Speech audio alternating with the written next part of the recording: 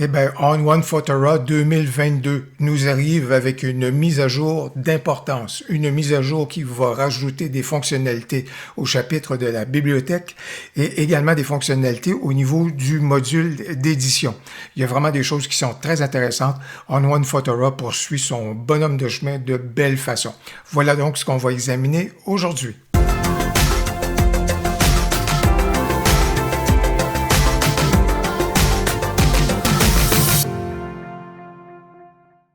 Chaque fois que je commence un tutoriel sur On1 Photora, je commence toujours en disant la même chose.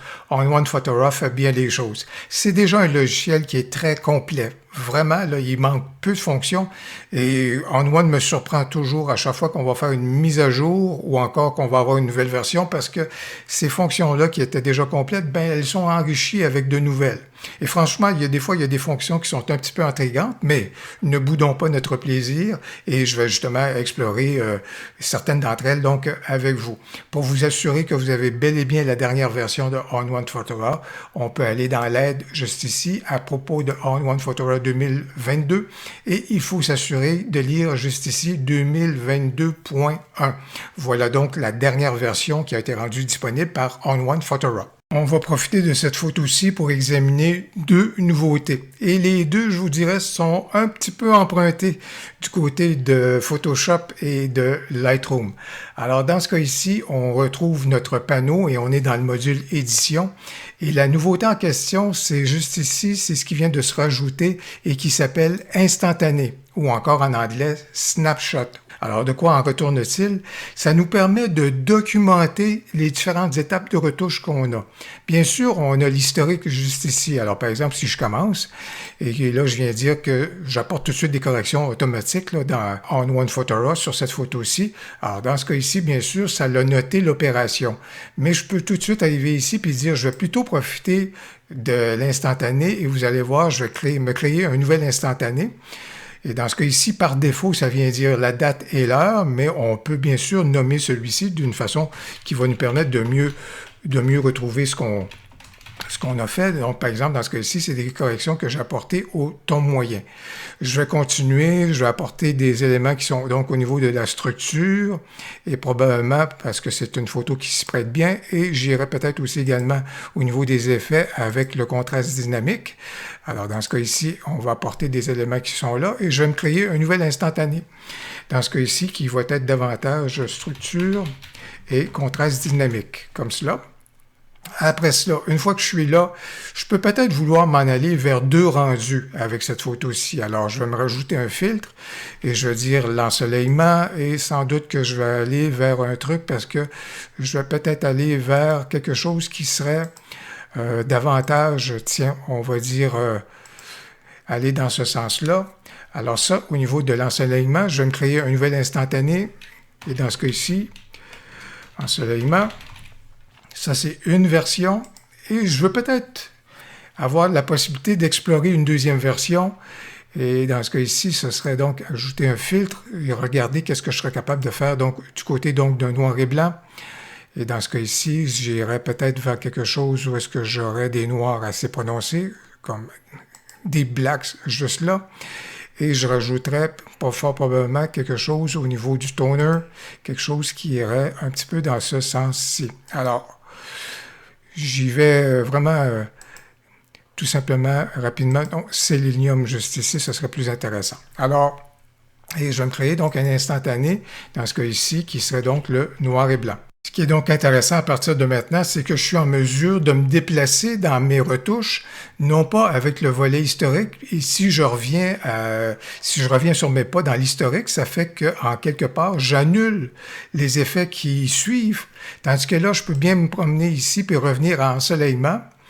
Et je sais que j'ai absolument rien détruit ou j'ai rien déconstruit au niveau donc du noir et blanc. Je peux revenir ici au niveau des tons moyens et ça va me ramener donc à ce stade-là de mes retouches, mais sans que j'aille absolument rien détruit au niveau donc de mes étapes subséquentes. Alors, c'est pourquoi, dans ce cas-ci, par exemple, je peux revenir juste là et puis apporter des correctifs, mais je vais revenir ici, je vais cliquer sur noir et blanc et ça va me ramener donc mon noir et blanc. Non seulement cela, mais ce qui est intéressant, c'est que si je mets par mégarde, vous cliquez juste ici sur effacer tout, ben vous allez peut-être effacer votre historique, vous allez peut-être effacer vos opérations, mais le volet instantané sera toujours là et quand vous allez revenir, vous allez avoir accès à vos instantanés et ça va vous ramener votre photo et avec les différentes étapes que vous aviez là. Un nouvel outil qu'on a dans notre module d'édition et puis qui est fort utile dans certaines situations.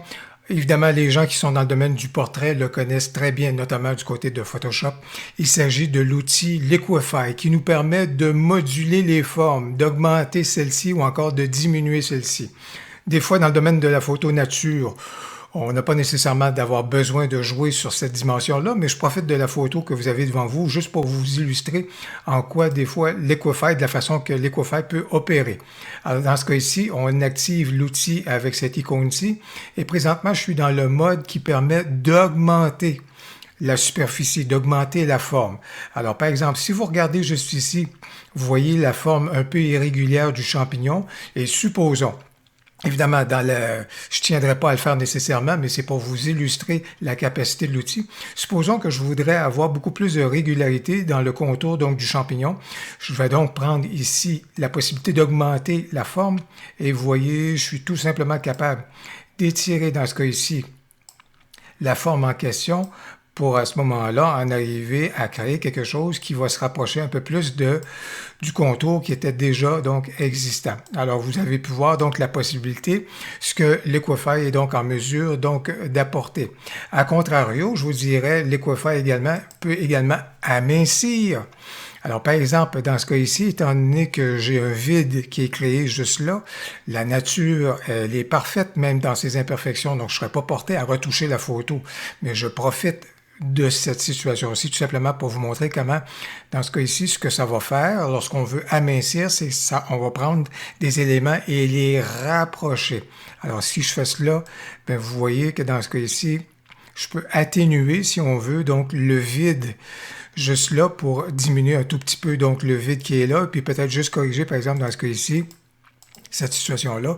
Donc, vous voyez, j'ai atténué dans ce cas ici le vide en question. Alors, l'outil Liquify nous permet cela, tout comme juste ici, dans ce cas ici, si on se tourne vers la troisième possibilité de Liquify, ben, c'est une espèce de loupe qu'on crée et ça a un effet de loupe, ce qui peut être intéressant lorsqu'on a certains détails. Dans ce cas ici, ce ne sera peut-être pas la situation la plus judicieuse, mais vous voyez que en cliquant sur ces éléments-là, ça permet tout simplement une espèce de léger agrandissement donc de la situation photo. Un nouvel outil qu'on va beaucoup apprécier, ben, c'est l'outil pour nous permettre de repérer nos poussières de capteurs plus facilement. Et dans ce cas ici, bien que je vois qu'il y a une anomalie qui est juste là, pour le reste, ça me semble tout à fait correct. Je vais avoir des surprises dans mon processus de retouche photo parce que plus je vais avancer, plus celles-ci vont apparaître de façon évidente. Aussi bien les corriger donc d'entrée de jeu. Alors comment est-ce qu'on active l'outil en question? On va aller juste ici, activer nos boutons et nos outils de correction.